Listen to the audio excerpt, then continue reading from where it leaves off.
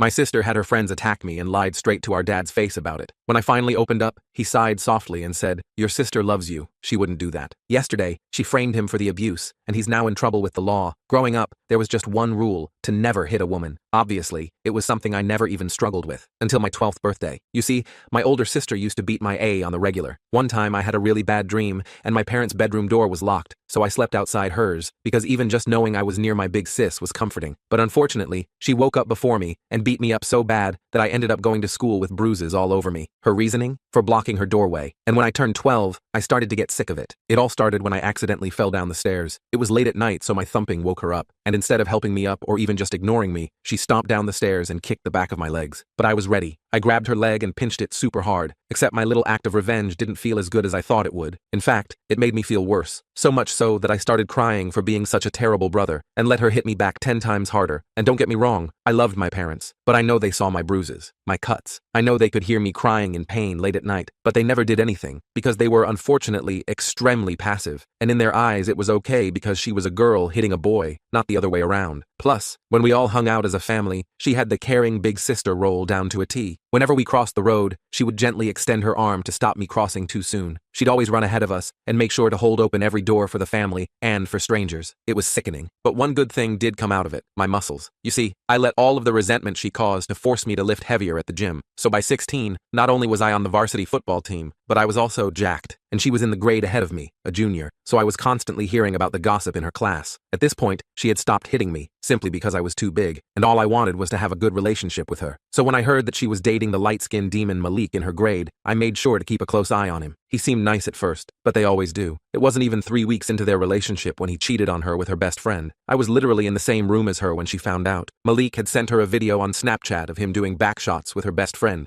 I ignored her crying and followed his Snap Map location. She confirmed it was his address and asked if she could sit in the car and watch. I smirked, because that dude was lanky as heck. I knew his brains were about to be minced meat on the sidewalk, and I was right. When we got there, she knocked on the door, because there was no way Malik would open if he saw me. As soon as her best friend opened up, I pushed past her and found Malik leaning against the wall in the hallway. I didn't want to go to jail, so I just hit him until he finally said the words, "Vanessa is my queen," my sister's name, and we left. On the car ride home, I almost crashed, because Vanessa kept replaying the video, and I was laughing my A off. At that moment, I knew our relationship had been rebuilt, or so I thought, because as it turns out, the only relationship that was rebuilt was the one with Malik. They got back together a week later. When I asked Vanessa what the F she was doing, she told me everyone deserves a second chance. Plus, she wanted to make her ex-best friend jealous. I told her that if he did anything this time I wouldn't get involved, and she ended up sulking for the rest of the evening. Whatever. But 2 days later, when our parents weren't home, I heard a knock on the door. It was Vanessa. I opened up, and suddenly, 2 lightskins I didn't recognize were wailing on me. Red was pouring out of my head, and they only stopped when they heard a car pulling up in the driveway. It was my dad. "Oh my gosh, what happened?" Vanessa yelled as soon as my dad walked in, pretending like she hadn't been home, like she hadn't orchestrated the whole thing. My dad's face went ghost white. I ended up in the hospital with a concussion, a fractured rib, and a dislocated shoulder. As soon as Vanessa left to go to the bathroom, I told my dad what had happened as quickly as I could. "Son, your sister would never do that. She loves you." "Dad, please! She's been hitting me since I was a child. These bruises are all from Vanessa." By this point, tears were streaming down my face. I didn't even want Vanessa to be punished. I just wanted him to believe me. Instead, he put his hand on my shoulder and told me to get some rest. A few hours later, I woke up to my uncle sitting beside me. After getting the "how are you feeling" conversation out of the way, he leaned in really close and began to whisper, "Your father believes you. We all do." Confusion flooded my body. Turns out, the whole thing had opened up the conversation about her past treatment of me, and my dad was finally ready to break the no-hitting women rule. Miss Patel, the CPS worker who was in my home, led me to the living room, her expression unreadable as she opened a manila folder. The folder was thick with papers, and I wondered how much she already knew about our family. I glanced back toward the stairs, but Vanessa had disappeared. The living room felt smaller than usual, the familiar family photos on the walls now seeming like they belonged to strangers. "I understand this might be difficult," Ms. Patel began, her voice gentle but firm, "but I need to ask you some questions about your home life." My heart hammered against my fractured rib, each hit sending a sharp pain through my chest. The couch cushion felt too soft beneath me, making me sink uncomfortably as I tried to sit up straight. "What exactly did my sister tell you?" I asked, unable to keep the edge from my voice. My fingers picked nervously at a loose thread on my jeans as I waited for her answer. Miss Patel's eyebrow raised slightly, her dark eyes studying me. "I'd prefer to hear your perspective first, without assumptions about what anyone else has said." She clicked her pen, poised to take notes on her official-looking clipboard. I took a deep breath, wincing at the pain that shot through my side. "Where should I start?" The air conditioning hummed softly in the background, a steady counterpoint to my racing thoughts. Why don't we begin with these injuries? She gestured to my arm in its sling, the bruises visible beneath my t-shirt sleeve. The purple marks stood out starkly against my skin, a colorful map of my sister's rage. For the next hour, I told her everything: the years of abuse, the hospital visit, the videos my parents had found on Vanessa's phone showing her laughing about setting me up. I showed her the healing bruises, the medical reports. My voice grew hoarse from talking, and occasionally I had to pause to collect myself. Ms. Patel took notes, occasionally asking clarifying questions, but mostly just listening, her pen scratching quietly against her notepad. The sound was oddly comforting, proof that someone was finally paying attention. Your sister claims your mother struck her, Ms. Patel finally said, looking up from her notes. Is that true? Her tone was neutral, but I could sense she was watching my reaction carefully. I nodded slowly, remembering the incident with perfect clarity. The kitchen had been filled with the smell of dinner cooking, steam rising from pots on the stove. After years of Vanessa abusing me, then turning on our mom. Yeah, Mom finally snapped and slapped her. Once, after Vanessa shoved her into a counter. The memory was vivid, the sound of my mother's back hitting the edge of the counter, the look of shock on both their faces afterward. Ms. Patel wrote something down, her expression neutral. And you've been staying with your uncle? Her pen hovered over the paper, waiting for my response. I just moved back yesterday. The words felt strange in my mouth, foreign somehow. My bedroom still didn't feel like mine again. My things arranged too neatly, too differently from how I'd left them. Do you feel safe here now? The question hung in the air between us. Did I? The house was the same furniture, same pictures on the walls, same creaky third step on the staircase, but everything felt different. Before I could answer, there was a knock at the front door. My dad answered it, his voice carrying down the hallway. Travis, he said with obvious relief. Come in. The sound of the door closing was followed by heavy footsteps in the hallway. Uncle Travis stepped into the living room, nodding at Ms. Patel. I came as soon as I got your message, Brandon. He turned to Ms. Patel. I'm the boy's uncle. He's been living with me while recovering. His presence filled the room, solid and reassuring like always. Ms. Patel seemed pleased by his arrival. Perhaps you could provide some additional context, Mr. She flipped to a fresh page in her notepad. Travis Horvat, and I've got plenty to share. Uncle Travis sat beside me, his presence steadying. The couch shifted under his weight, and the familiar smell of his aftershave, pine and something spicy, was comforting. He corroborated everything I'd said, adding details about my parents' growing awareness and Vanessa's escalating behavior. His deep voice remained calm and measured, even when describing the worst incidents. I've got text messages from my brother and sister-in-law documenting Vanessa's outbursts, he said, pulling out his phone, and photos of the damage to their home. The screen glowed as he scrolled through image after image, each one worse than the last. Ms. Patel reviewed the evidence, her professional demeanor cracking slightly as she scrolled through images of broken dishes, holes punched in walls, and my mother's bruised arms. This is extensive, she murmured. Her fingers moved quickly over the screen, pausing occasionally on particularly disturbing photos. From upstairs came the sound of a door slamming. The noise echoed through the house, making me flinch instinctively. Vanessa appeared at the bottom of the stairs, face flushed with anger. Her hair was wild, as if she'd been running her hands through it, and her eyes were bright with fury. You're all lying, she shouted, her voice echoing through the house. They've been abusing me! That's why I had to defend myself! Spittle flew from her mouth as she yelled, her hands clenched into tight fists at her sides. Ms. Patel stood up, her stance shifting subtly. Miss Horvat, I'll speak with you separately. Her voice was firm but calm, a stark contrast to Vanessa's rage. No, they're turning you against me. Vanessa's eyes locked on mine, filled with such hatred it made me flinch. The intensity of her glare made my stomach clench. He's always been the favorite. They let him get away with everything while punishing me. Her voice cracked on the last word, raw with emotion. Dad stepped forward, his voice low and warning. Vanessa, that's enough. He raised his hand in a placating gesture, but it only seemed to enrage her further. You shut up, she screamed, grabbing a framed photo from the wall and hurling it at him. The frame spun through the air like a deadly frisbee. Dad ducked, and the frame shattered against the wall, glass tinkling across the hardwood floor. The sound of breaking glass seemed to hang in the air, a crystalline punctuation to her outburst. Ms. Patel's eyes widened. She quickly stepped between Vanessa and the rest of us. Miss Horvat, I need you to calm down immediately. Her voice was authoritative now, all traces of gentleness gone. Vanessa froze, suddenly seeming to remember why Miss Patel was here. Her expression shifted instantly, tears welling up as she hugged herself. Her shoulders hunched forward, making her look smaller and more vulnerable. See how they make me feel? I'm so scared all the time. Her voice had transformed into a trembling whisper. The performance was impressive. For a moment, I almost believed her myself. The tears that spilled down her cheeks looked genuine, and the way her lower lip quivered was convincing. Perhaps we should continue this discussion another time, Ms. Patel said carefully. I'd like to speak with each family member individually. She began gathering her papers, sliding them back into the manila folder with efficient movements. As she gathered her things, Uncle Travis pulled out his phone. Actually, there's something else you should see. He pressed play on a video. The tinny sound of shouting filled the room as the screen showed Vanessa in our kitchen, screaming at our mother, shoving her hard against the counter. Mom raised her hands defensively, backing away until she couldn't go further. When Vanessa lunged again, Mom's hand came up reflexively, connecting with Vanessa's cheek. The slap wasn't hard, but the sound was sharp in the quiet kitchen. Vanessa's face drained of color as she watched. "Where did you get that?" she whispered. Her eyes were wide with shock, all pretense of vulnerability gone. "Security camera," Dad said quietly. "I installed them after your brother went to the hospital, to keep everyone safe." His voice was sad, rather than triumphant, as if this confirmation of his daughter's behavior brought him no joy. Ms. Patel's expression hardened as she watched the video play out. "I think I've seen enough for today." She snapped her folder closed with finality. Before leaving, she pulled me aside. "We'll be investigating thoroughly. In the meantime, do you have somewhere safe you can stay?" Her eyes were kind but serious, and I could tell she was genuinely concerned. I glanced at Uncle Travis, who nodded. "Yeah,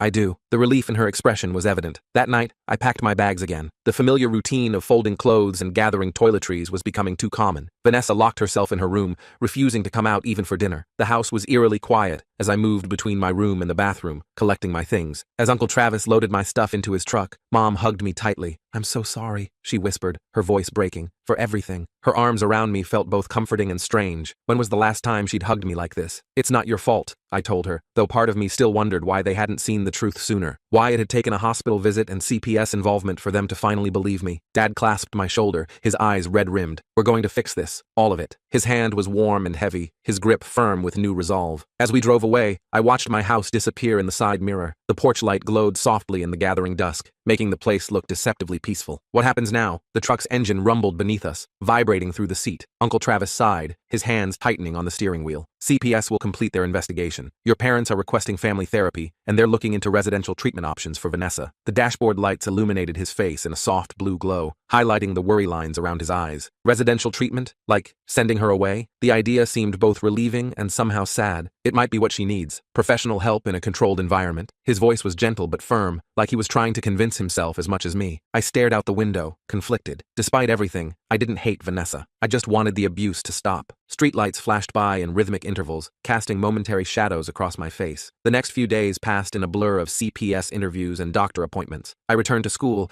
trying to focus on classes and football despite the chaos. The familiar hallways and classrooms were a welcome distraction, though I noticed people staring and whispering when I walked by. Coach Madison was understanding, easing me back into practice gradually. The smell of fresh-cut grass and the sound of cleats on turf were comfortingly normal. "Family stuff, huh?" he asked, after noticing my distraction during drills. His weathered face was kind beneath his baseball cap, his eyes squinting in the afternoon sun. "Yeah, it's complicated." I adjusted my helmet, avoiding his gaze. He nodded, his weathered face softening. "Family always is. Just remember, you've got another family right here." He gestured to the team running plays on the field. The guys were sweaty and grass-stained, shouting and laughing as they practiced. That support meant everything. When rumors started circulating about why I'd missed so much school, my teammates had my back. They didn't know the details, but they made it clear that anyone giving me trouble would answer to them. Their solidarity was a shield against the curious stares and whispered questions. A week after Ms. Patel's visit, Uncle Travis got a call from my dad. Vanessa had run away. The news hit me during dinner, making me drop my fork with a clatter against the plate. "What do you mean, run away?" I asked when he told me. "Where would she go?" My mind raced through possibilities. Friends' houses, boyfriends, distant relatives. "Your dad thinks she might be with Malik." He frowned, concern etching lines around his mouth. I snorted. After he gave her STDs and cheated on her? No way. The idea seemed ridiculous. But then again, Vanessa had never been predictable. But Dad was right. Police found Vanessa at Malik's apartment 2 days later. According to my parents, she refused to come home, screaming that we were all against her. The officers couldn't force her to return since she was 17, old enough in our state to decide where she wanted to live. The legal technicality felt like a slap in the face after everything we'd been through. "She's made her choice," Dad told me over the phone, sounding exhausted. "We told her she's welcome home if she agrees to therapy and following house rules." I could picture him sitting at the kitchen table, shoulders slumped, rubbing his forehead the way he did when stressed. "And if she doesn't?" The question hung in the air between us. His sigh said everything. The static of the phone line filled the silence, neither of us knowing what to say next. Life settled into a new routine. I split my time between Uncle Travis's apartment and my parents' house, gradually spending more nights at home as it became clear Vanessa wasn't coming back. The transition was awkward at first. My room felt both familiar and strange, and meals with just the three of us were quieter than before. My injuries healed. Football season ended, the holidays approached, the days grew shorter and colder, and Christmas decorations began appearing in windows and yards. Then, 3 weeks before Christmas, Vanessa showed up at school. I was at my locker between classes when I felt someone staring at me. The hair on the back of my neck stood up, and the noisy hallway suddenly seemed too quiet. I turned to find her standing there, looking thinner than I remembered, dark circles under her eyes. Her clothes hung loosely on her frame, and her usually perfect hair was pulled back in a messy ponytail. "Hey," she said, voice barely audible above the hallway noise. Students pushed past us, us, oblivious to the tension between us. I tensed, glancing around for potential threats. Was this another setup? My eyes scanned the crowded hallway, looking for unfamiliar faces or anyone watching us too closely. What do you want? My voice came out harsher than intended. Can we talk? Just for a minute? She hugged her books to her chest like a shield. Against my better judgment, I followed her to an empty classroom. The room smelled of chalk dust and teenage sweat, desks arranged in neat rows facing the whiteboard. I left the door open, positioning myself near the exit. Vanessa noticed. The fluorescent lights buzzed overhead, casting harsh shadows across her face. You think I'm going to attack you or something? Her attempt at a joke fell flat, her smile not reaching her eyes. Wouldn't be the first time. I crossed my arms, leaning against the doorframe. She flinched. I guess I deserve that. Her fingers traced invisible patterns on the desktop beside her. We stood in awkward silence until she finally spoke again. Malik kicked me out, she said. He got back with Jasmine for real this time. The admission seemed to cost her, her pride visibly wounded. I didn't know what to say. I told you so seemed too cruel, even after everything. The clock on the wall ticked loudly in the silence between us. I've been staying with different friends, but she trailed off, looking down at her worn sneakers. I want to come home. The vulnerability in her voice caught me off guard. That's between you and Mom and Dad. I shifted my weight, uncomfortable with her sudden openness. They said I have to go to therapy and some residential program after New Year's. Her voice hardened. It's bullshit. I don't need to be locked up. The brief moment of vulnerability was gone, replaced by her familiar defensive.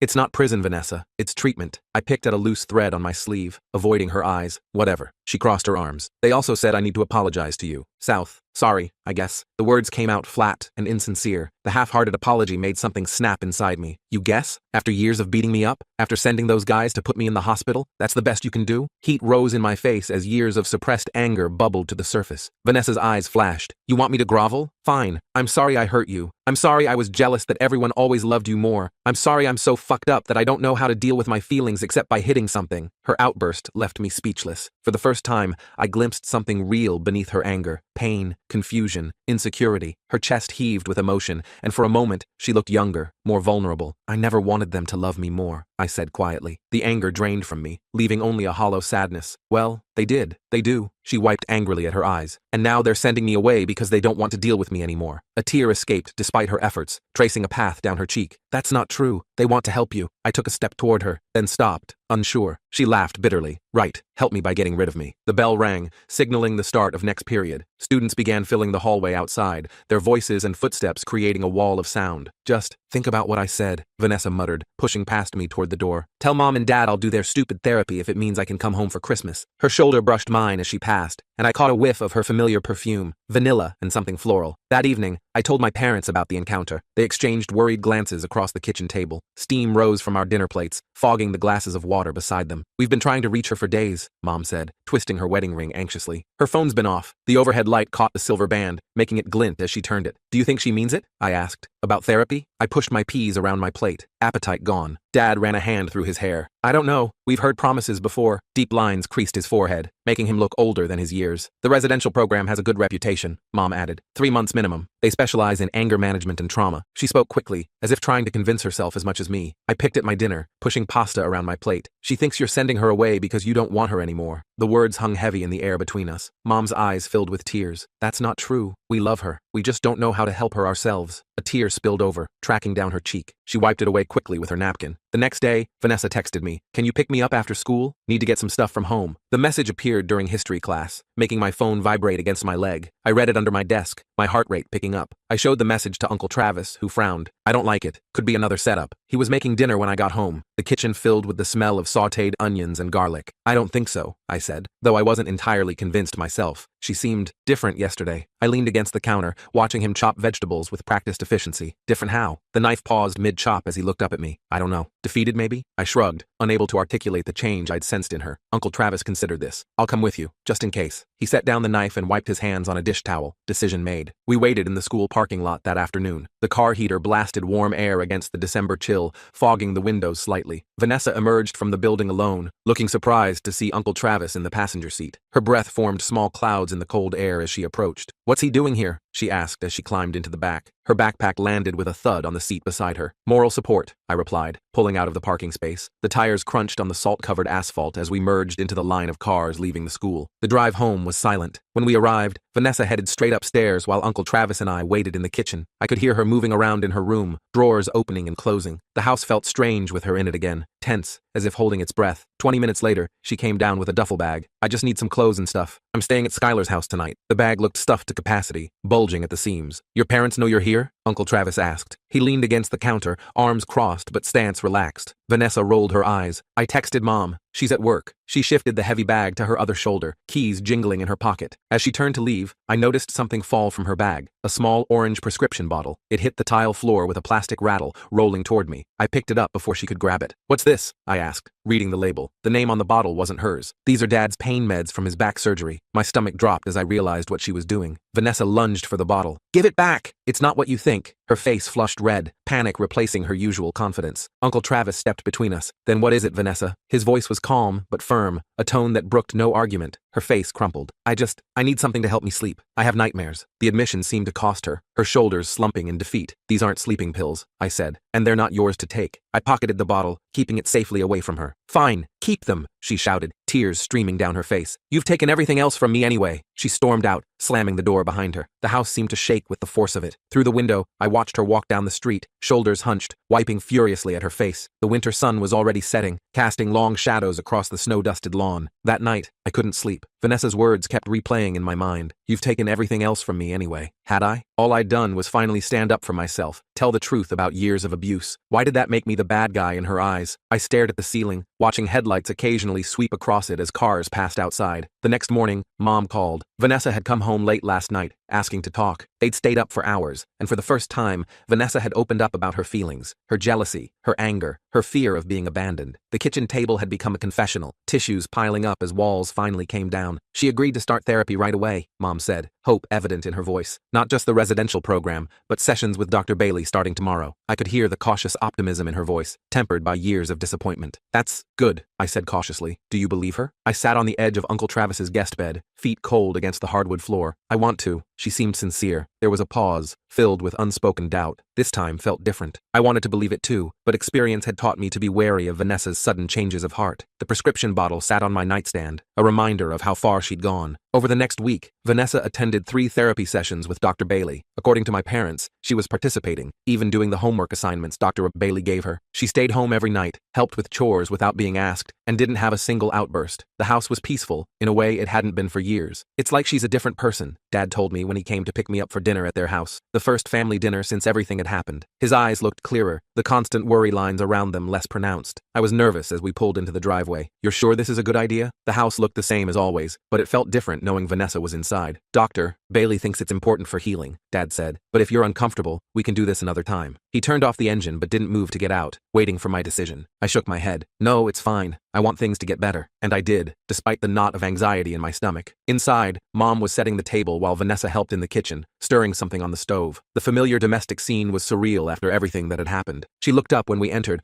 offering a small, tentative smile. Her hair was pulled back neatly, and she wore a simple sweater instead of her usual all-black ensemble. Hey, she said softly. The wooden spoon in her hand dripped sauce onto the stovetop. Hey, I replied, equally cautious. The air between us felt charged, filled with unspoken words. Dinner was awkward, but civil. We stuck to safe topics. School, the upcoming holidays, Uncle Travis's new girlfriend. No one mentioned therapy or CPS or the past. The clinking of silverware filled the silences between conversation. After dinner, as Dad and I cleared the table, Vanessa approached me. Can we talk? In private? Her voice was quiet, almost hesitant. I glanced at Dad, who nodded encouragingly. Sure, I said, following her to the living room. My guard was still up, but curiosity won out. Vanessa sat on the couch, fidgeting with the sleeve of her sweater. Dr. Bailey says I need to make amends, not just apologize, but acknowledge what I did wrong and how it affected you. She twisted the fabric between her fingers, not meeting my eyes. I sat across from her, waiting. The coffee table between us felt like both a barrier and a safety zone. I was awful to you, she continued, voice shaking. For years, I hit you. I humiliated you. I sent those guys to hurt you, and I lied about all of it. She looked up, meeting my eyes. I'm not asking you to forgive me. I just want you to know that I understand now how wrong it was, and I'm trying to change. Her hands trembled slightly as she spoke. The sincerity in her voice caught me off guard. This felt real. Why? I asked. Why did you do it? The question had haunted me for years. She took a deep breath. Doctor, Bailey's helping me figure that out. Part of it was jealousy. You were always so good at everything. School, sports, making friends. People liked you instantly. She twisted her sleeve tighter, and I felt like I had to work twice as hard for half the recognition. The admission seemed to cost her. Each word dragged reluctantly from some deep place. That's not true, I started to protest. It felt true to me, she interrupted. And instead of dealing with those feelings, I took them out on you, because you were there, and because I could. Her voice broke on the last words, raw with emotion. We talked for nearly an hour, really talked, maybe for the first time ever, about our childhood, our parents, our insecurities. It wasn't magical. Years of hurt couldn't be erased in one conversation, but it felt like a genuine step forward. The wall between us didn't come down entirely, but a small window opened. As Christmas approached, Vanessa continued therapy. I gradually spent more time at home, though I still kept my guard up. The residential program was scheduled to start January 2nd. Vanessa seemed resigned to it, even admitting it might help. The house began to feel like home again, decorated with familiar ornaments and filled with the smell of Mom's holiday baking. Then, 2 days before Christmas, everything fell apart again. I came home from last-minute shopping to find police cars in our driveway. Red and blue lights flashed against the darkening sky, illuminating the snow in eerie pulses. My heart raced as I ran inside, finding Mom sobbing on the couch while an officer took notes. The shopping bags in my hands suddenly felt ridiculous and heavy. What happened? I demanded. Where's Dad? Where's Vanessa? Panic made my voice sharp. Mom looked up, face streaked with tears. Your father's at the hospital. Vanessa. She took his car. She was drinking. There was an accident. Each sentence came out between sobs, her hands shaking as she clutched a tissue. The world seemed to tilt beneath my feet. Is she okay? Is Dad okay? The room felt too hot, too small, the Christmas tree lights blurring as my eyes struggled to focus. Your father's fine, just some cuts from pulling her out, the officer explained. Your sister's in surgery. She wasn't wearing a seatbelt. His voice was professional but kind, clearly used to delivering bad news. The next hours passed in a blur. Uncle Travis drove us to the hospital, where we found Dad in the waiting room, bandages on his hands and face. The antiseptic smell of the hospital mixed with the metallic scent of blood that still clung to his clothes. I was following her, he explained, voice hollow. I saw her take my keys. She was upset about something, wouldn't tell me what. I followed in your mother's car, but I couldn't catch up before. He trailed off, staring at his bandaged hands. The white gauze was spotted with red in places. We waited for hours, jumping every time a doctor appeared. The waiting room clock ticked loudly, each minute stretching endlessly. Finally, a surgeon approached, still in scrubs. Blood speckled the blue fabric, and his mask hung around his neck. She's stabilized, he told us. Multiple fractures, internal bleeding, concussion, but she's young and strong. With time and physical therapy, she should recover. The relief was overwhelming. Despite everything, the thought of losing Vanessa had been unbearable. They let us see her briefly in recovery. She looked small and broken among the tubes and monitors, nothing like the force of nature that had terrorized me for years. Her face was swollen and bruised, one arm in a cast, her breathing assisted by a machine. I stood at the foot of her bed, watching her breathe, feeling an odd mixture of anger and compassion. As we left the ICU, a police officer approached. Mr. and Mrs. Horvat, we found these in your daughter's possession. He handed Dad a plastic evidence bag containing several med bottles, including the one I'd caught Vanessa trying to take. The orange containers looked garish under the fluorescent hospital lights. She had alcohol and prescription substances in her system, the officer continued. Once she's recovered,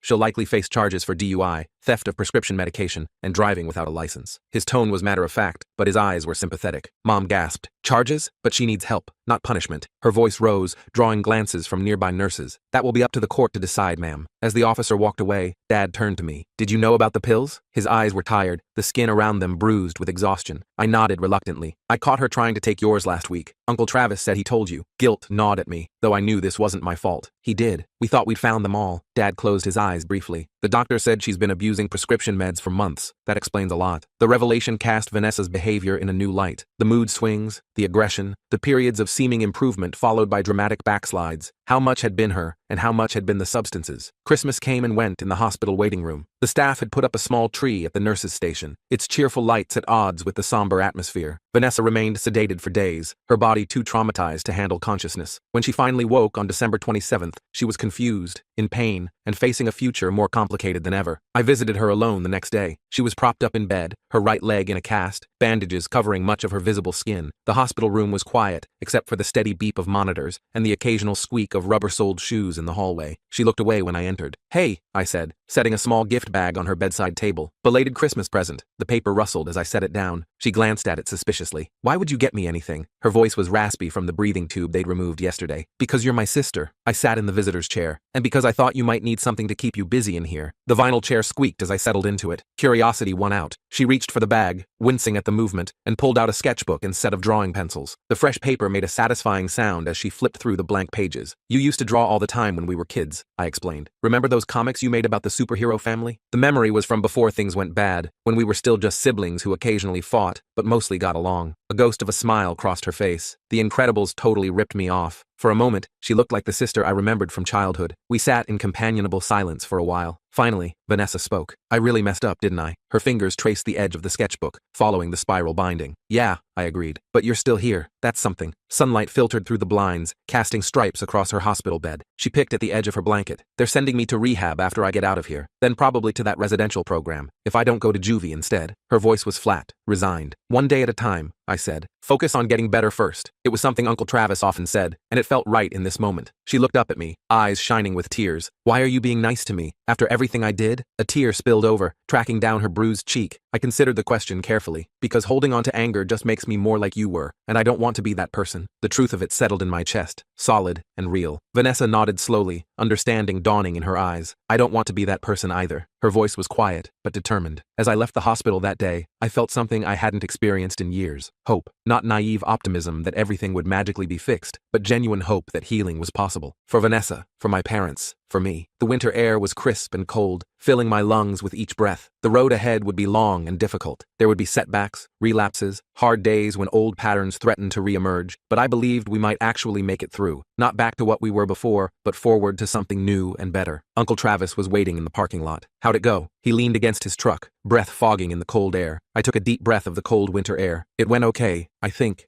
we're going to be okay. The words felt true as I said them. Uncle Travis nodded, his eyes crinkling at the corners. One day at a time, kid. He clapped me on the shoulder, his hand warm and solid. The next few weeks passed in a blur of hospital visits and legal meetings. Vanessa's physical recovery was slow but steady. The emotional stuff was more complicated. I split my time between school, football training, and visiting Vanessa. Sometimes we'd talk. Other times I'd just sit with her while she sketched in the book I'd given her. The drawings started out dark and chaotic, jagged lines and shadowy figures. But as the weeks passed, they gradually became more structured, even peaceful. Dr. Bailey says art therapy helps process trauma, she told me one afternoon, shading in a surprisingly detailed portrait of our family. She'd drawn us all together on the front porch. Mom, Dad, her, and me. Not as we were now, but as we could be someday. The pencil made soft scratching sounds against the paper as she worked. January faded into February. Vanessa was released from the hospital but went straight to an inpatient rehab facility. The judge had been surprisingly lenient, given the circumstances, mandatory rehabilitation and therapy instead of juvenile detention, with the understanding that she'd complete the residential treatment program afterward. You got lucky, I told her during my first visit to the rehab center. The facility was nicer than I'd expected, more like a college dorm than a hospital. I know, she said quietly. Dad's lawyer really came through. She looked healthier already, the haunted look in her eyes beginning to fade. Meanwhile, things at home were changing too. Mom and Dad started marriage counseling, admitting that years of ignoring Vanessa's behavior had damaged their relationship. They'd grown accustomed to walking on eggshells, to pretending everything was fine when it clearly wasn't. We should have protected you, Mom told me one evening, her eyes welling up. I'll never forgive myself for that. We were sitting at the kitchen table, mugs of hot chocolate between us. I'm okay now, I assured her, though we both knew it wasn't entirely true. Some wounds take longer to heal than others. The scars, both physical and emotional, would always be there. By March, I was spending most nights at home again. My room felt like mine once more, a safe space rather than just a place to sleep. I'd taken down some of my old posters and put up new ones. Small changes, but important ones. The spring air carried the scent of new beginnings through my open window. Vanessa completed her rehab program in early April, just as spring was breathing life back into the world. The plan was for her to come home for 2 weeks before starting the residential treatment program, a trial run to see how we'd all adjust to being under the same roof again. The day she came home, I was a nervous wreck. I kept checking my phone during classes, half expecting catastrophic updates from Mom, but the only text I got was, "Vanessa's home. She's resting. See you after practice." The simple message was both reassuring and anxiety-inducing. When I walked through the front door that afternoon, the house was quiet, too quiet. The familiar sounds and smells were there, Mom's favorite candle burning in the living room, the hum of the refrigerator, but something felt different. "Mom?" I called, dropping my backpack by the stairs. "Dad?" My voice echoed slightly in the entryway. "In the kitchen," Mom replied. Her voice sounded normal, which was somehow more surprising than if she'd sounded stressed. I found them sitting at the table with Vanessa, playing Uno of all things. The colorful cards were spread across the table, and Dad was laughing at something Mom had said. They looked up when I entered, and for a second, no one spoke. The moment hung suspended, fragile as glass. Vanessa looked different.